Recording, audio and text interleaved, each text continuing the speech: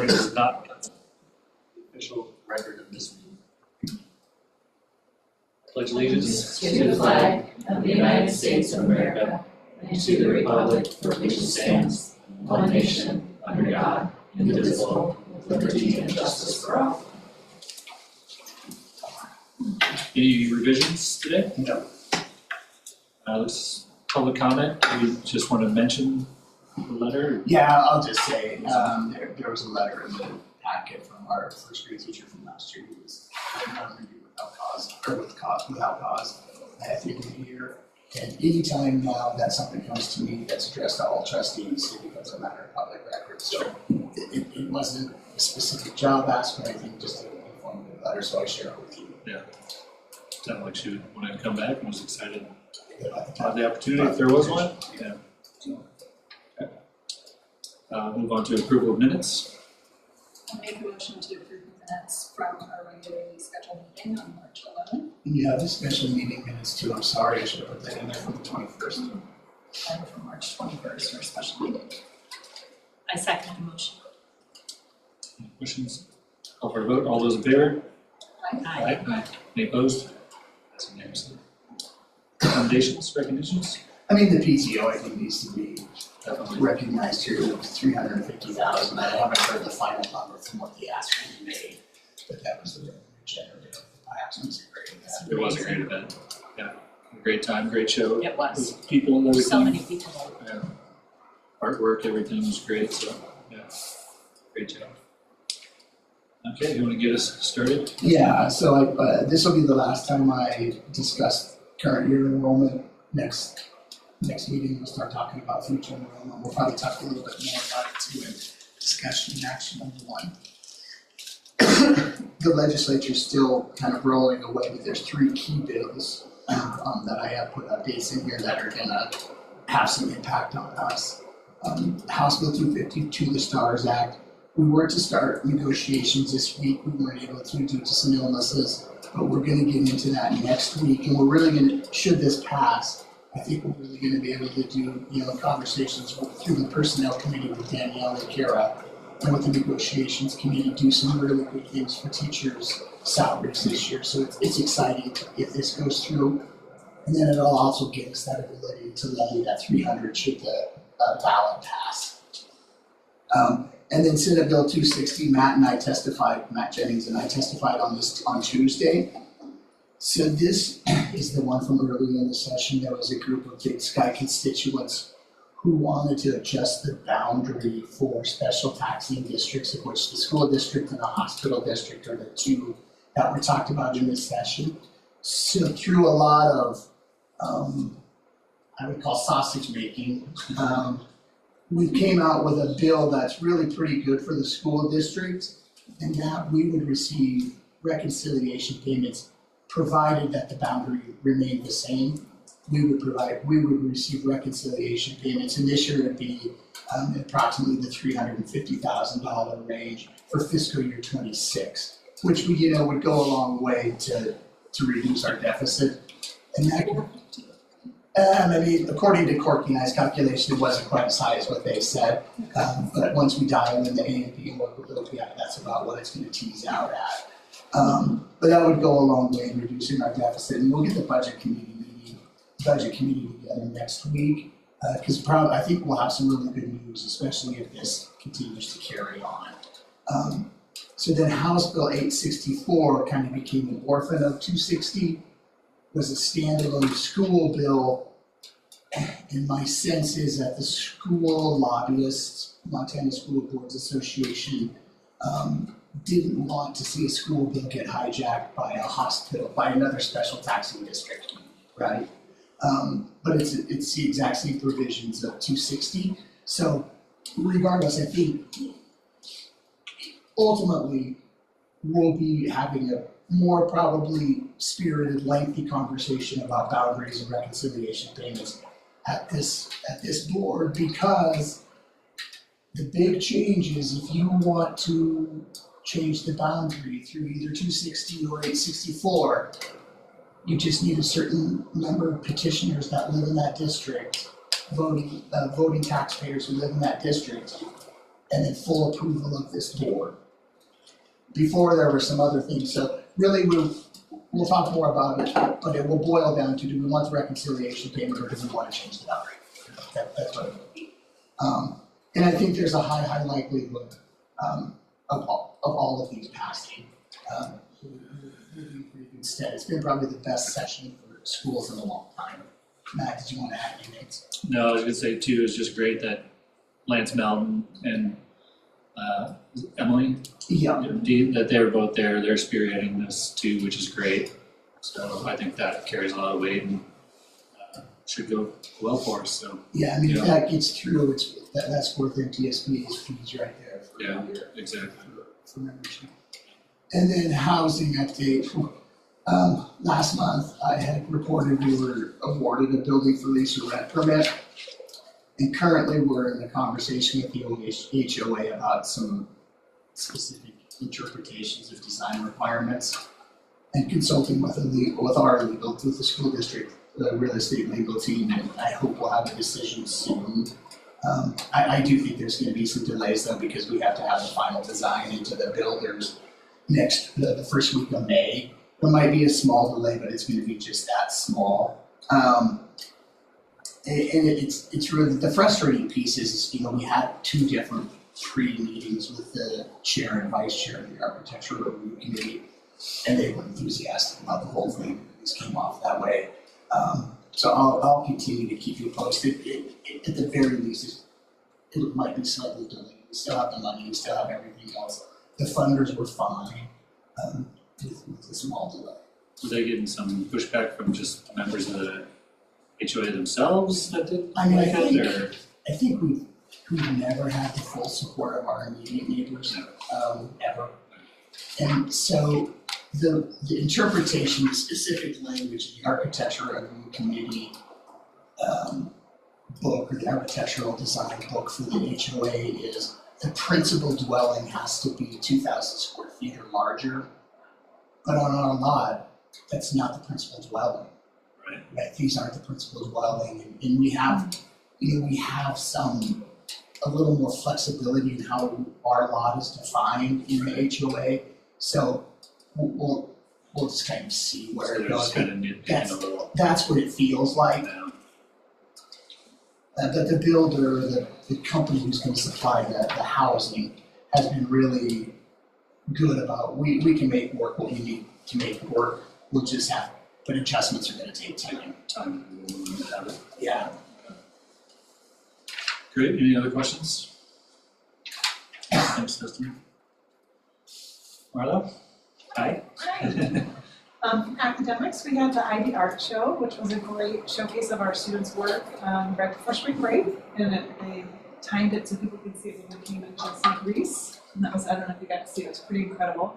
And then we also have the high school art show, which is set for May 15th coming up, so mark your calendars. Middle school teachers are completing their mass testing. From the student life perspective, we had a successful EY trip for our 8th graders the week before spring break. And I want to thank Kate, Jeremy, Tony, Devin, Vanessa McGuire. And then we had our senior leaders who also came, which was a great addition to have them role modeling, Haley, Maddie, Grady, Aubrey, Aaron. So it was a really nice trip for everyone. On Monday, we have our job fair in the gym, and this is in partnership with our Big Sky Futures and Chamber of Commerce program we've been running. And so just yesterday, community members came in and did some mock interviews with our students to prepare them for the job fair, and that was really exciting. And then, as I already mentioned briefly, we had a really successful production of Grease. And I just want to congratulate our performers, directors, and everybody that made that possible. It's really a fun event. And then we have prom next week at the Big Sky Arts Council building. So we're really grateful for their generous support. And then from a professional development perspective, Gretchen and I completed a PAX training yesterday and today, and it's a science and evidence-based program. It really focuses on practices that promote a very positive school culture and really healthy behaviors for students, and teaches them really explicitly through our practices how to self-regulate and transition between different events and moments in the day. So we're going to look at that, share it with our MTSS team and the middle school teachers, and see if it might be something that could our program. Nice. Awesome. Great, thanks, Marlo. Brittany? We were just saying all that's on our minds, we just got back from spring break. It's Yeah. so good. Get But back to winter. that's right, countdown. Welcome to spring in Montana. My 4-year-old woke up this morning and was like, what? It snowed? Yeah, you don't remember. A lot of people did that. Yep. Well, since we last met, we had our celebration of student writing called Everyone's an Author.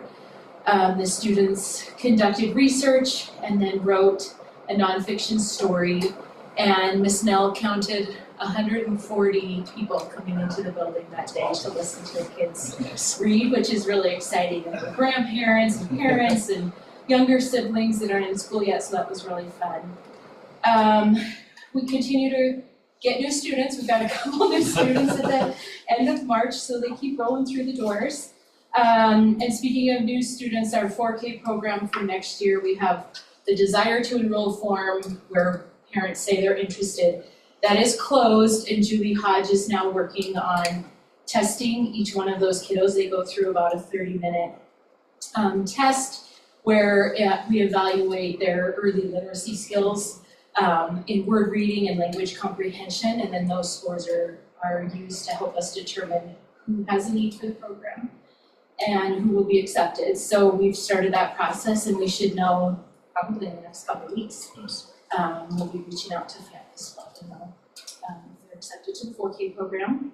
I know this is a stupid question maybe, but do we have a max for that, right? We do it 20? 18 18, students. Yep. And we'll be at that. We will, No I problem. think this might be the first year where we have to turn a couple of kids away, Yeah. which is really tricky. Yeah. We would love to have every 4-year-old.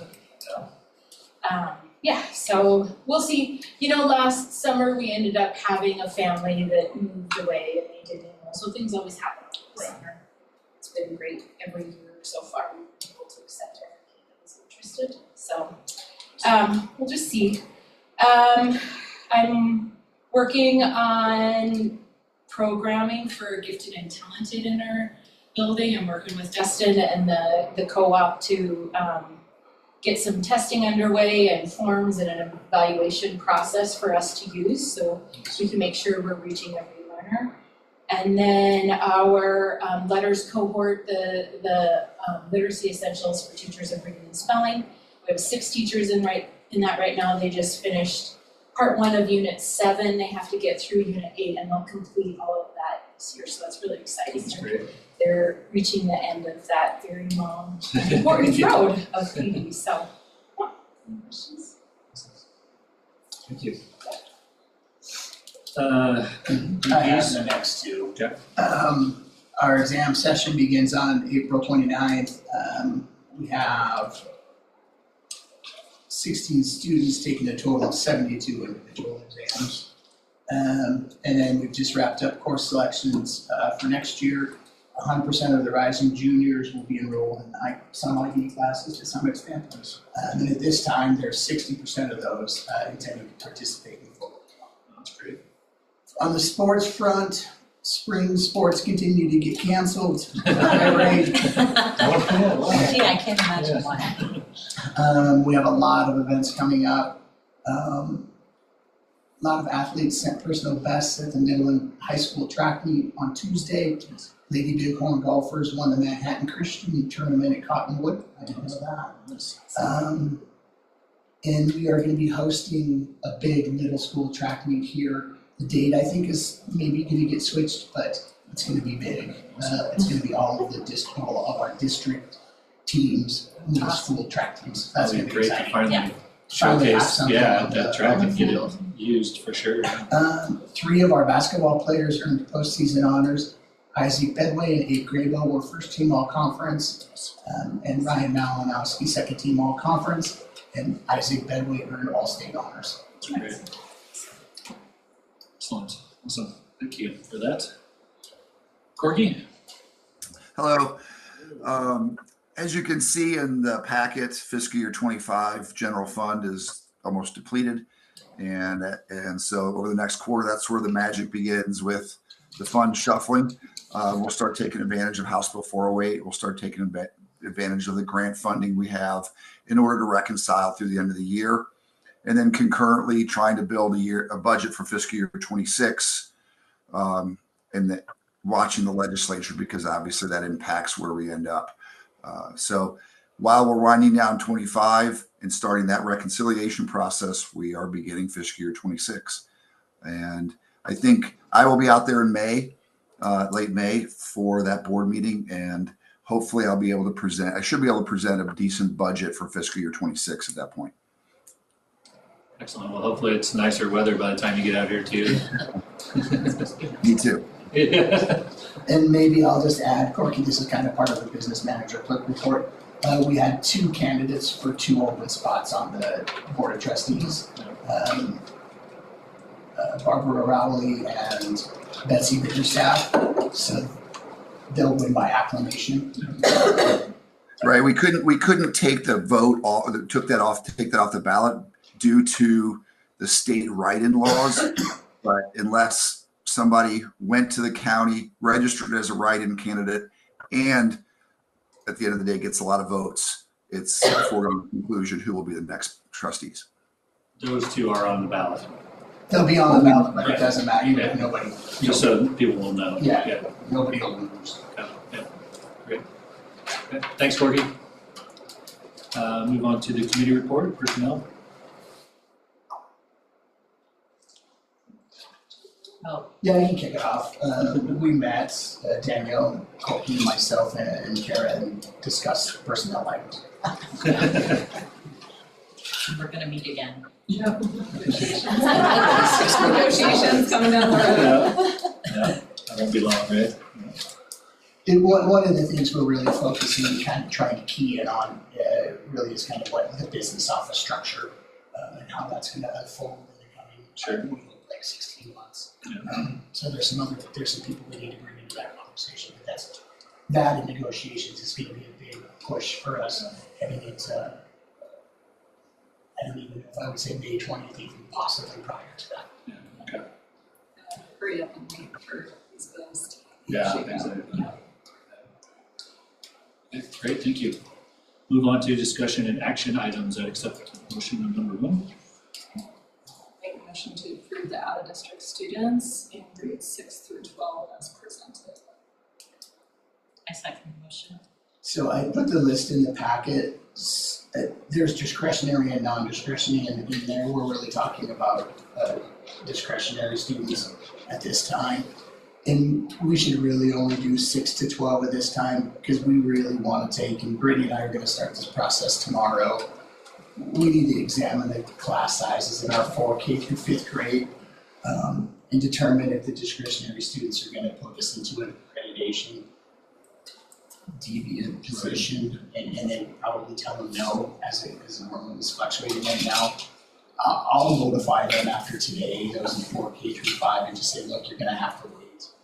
I'm sorry. You've always had to wait anyway, but we'll be more proactive about waiting, because especially if they understand that you might have a 7th grader who's gonna get accepted and a 3rd grader who's not, based on class sizes. Because it generally in the past hasn't been a big deal with the accreditation standards if you have these weighted classes.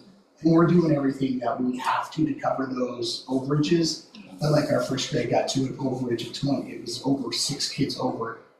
Automatically, you're supposed to split that class. That's gonna come back as a pretty serious accreditation flaw for our school as soon as they're done with everything at the end of the year. So I think we just really want to be careful. And again, we can see where the budget lands and see what the staffing pattern is going to look like. But it's my recommendation, we do 6 to 12 now. There's just more capacity across the 6-12 from a staffing model. And we wait the shortest time we can, but that we really start to examine this. And like I said, Brittany and I'll start that work tomorrow. Really under a microscope. Yeah. So we tell them now they're waiting, Yeah. and then we'll get back to them when we Yeah, have I'll tell them, you're gonna have to wait. I hope you don't have to wait a long time, but there's gonna be a wait. Right. And that's 4K through 5. 4K through 5, yeah, and only discretionary, because we do have quite a few of those, surprisingly. Yeah, there was a big list. When they're discretionary like that, do we get any money for them? We do, if you remember, Matt, and Corky's gonna have to help me slightly with the numbers. We get a little bit, so we get the state we get it for A and B, right? And then we get the state tuition dollar, which I think in elementary, is between 900 and 1100. The year. Yeah, and then we also get something from their school district. So last year with the discretionary students, I think we ended up in the positive at 30,000, is that what it was, Corky, or 40,000? They're about 30. 40,000 across the discretionary students. So not even one teacher. In terms of money. Not teachers in the benefit package, no. No, actually, in next year, not even a salary. And that's the tricky part, right, is it would be different if it was 9 non-discretionary or discretionary students in first grade. Then you can go, okay, we can, right, then it only costs you $1,000 or $5,000. But if it's, 15 across 3 grade levels and it pushes you to above 2, then you have a problem. And in the further difficulties is a matter of timing when we want to accept these students before the school year starts, but we have to enroll anyone who shows up, and our accreditation being in October, we can get in a situation where we want to accept out of district kids, then we get more people we have to accept, and then we fall outside the number. So. And then with those discretionary kids have to be pushed out, or once they commit, they're committed once we're committed. Legally, you couldn't accept them and push them out mid-year. Right. Yeah, that's tricky. Any other questions? Call for a vote. All those in favor? Aye. Aye. Aye. Any opposed? Passes unanimously. I'll make a motion to approve Renee Anderson as a 1.0 certified full-time employee for the 2025-26 school year. I second the motion. So I think probably most people here know Renee. She was a teacher for us previously. She's taken 2 years away from the teaching field to do a few different things. She's on this agenda later, the consent agenda, to be hired as a classified staff for the remainder of the year. This was really led by Brittany, and happy to have her back in the school. So we have a little shift. You accepted the kindergarten teacher for education to not return for next year. At the last meeting, our current 4K teacher, Ms. Toy, has indicated she'd like to move back to kindergarten. And so Brittany likes Renee for that 4K job. I think she spent the bulk of her career in kindergarten. Yeah. She had my kids when they Yeah. were younger, Yeah. so. And she has housing. Awesome. Bonus. Which is even better. Great. Well, yeah, I'm looking forward to having her back. So, I think she is too. yeah. Any other questions? Call for a vote. All those in favor? Aye. Any opposed? Passes unanimously. I'll make a motion to approve Title I procedure manual as presented. I second the motion. So this is updated to the federal requirement for schools which get Title I dollars, of which we do. We don't get much, but we still need to have it, and it's a good guide for us to follow. Brittany and Julie Hodge attended a workshop and received a lot of help on this draft, and it's exactly what we need. I blacked out certain portions that had student names in it. Great. Questions? Call for a vote. All those in favor? Aye. Any opposed? Passes unanimously. I'll make a motion to approve up to $50,000 to Cook Schools for tennis court resurfacing. I second the motion. The tennis courts haven't been resurfaced in at least 10 years since I've been here, and they're in really bad shape. They were planning to get resurfaced and have some work done to them as part of phase 3 of the campus expansion, but we didn't end up doing the phase 3. There's only one company in the greater area that does this kind of work, and he estimated it, he was here on Monday, to between $40 and $50, or $40 and $50,000. Perfect. And we can use that, the bond dollars, interest dollars, and we can do one of two things here. We can approve up to $50K and get it on his calendar, or wait until May when I have the official quote. I would just recommend we approve up to 50, and I think it's going to come in slightly less than that, but it won't be less than 45. Be nice, probably getting some weird angled shots off of things. There's one big crack, yeah. Yeah, there. He's gonna put in pickleball capacity too. People will have to bring their own nets, but we'll be gone. I should tell the HOA that. There's probably a large number of them up there, isn't there? Yeah, there are. Great. Okay, any other questions? Call for a vote. All those in favor? Aye. Any opposed? Passes unanimously. Make a motion to approve the superintendent contract in the term as presented. I second the motion. So I worked with the personnel committee and Corky worked with the personnel committee on this, 2 years, 2 months. And that'll provide for a significant transition for the next superintendent, especially in means of private dollars raising. There's gonna be a lot of that. And then the conclusion of this will also signify my 12th year here at the school district, and anybody can see this contract at any time, and it's also part of the packet Yes. in Corky's office. Well, it's gone by in a blink of an eye, hasn't it? Maybe two blinks. Yeah. Well, I'm happy that you're still staying on with this, so thank you. Any other questions? Call for a vote. All those in favor? Any opposed? Passes unanimously. I'll make a motion to approve the consent agenda as presented. I second the motion. All those in favor? Aye. Any opposed? Passes unanimously. Future dates, looks like we're May 20th.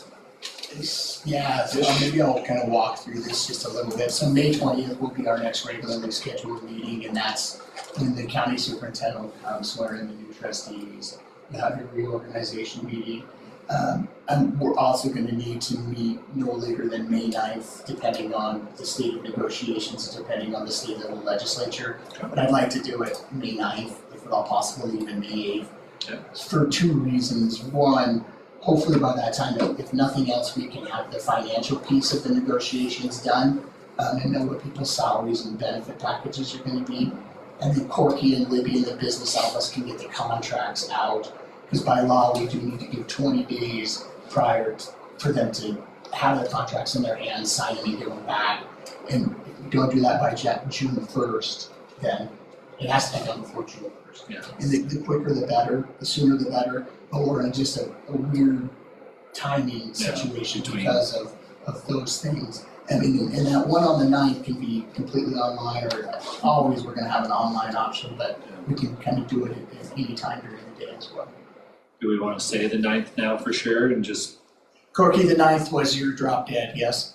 It's 9th's the drop dead date, so, I mean, that week, when you're That's a comfortable Friday, having, correct? yeah, would the 8th be better? it's up to Dustin and kind of what he thinks about that CBA being wrapped up. I mean, I don't think, yeah, the 8th would be fine. We'll Yeah. figure it out for the 8th, even if we have to do a marathon session. Okay, so maybe just say the 8th for now, Yeah, and just so we make sure we're not up against the very drop dead deadline. And then on the 20th will be important because we'll have old business first. And there'll be some things to wrap up Right? before the new trustees are sworn in and the new organization's done. The reorganization is complete. and we might have a couple things to do too on May 8th.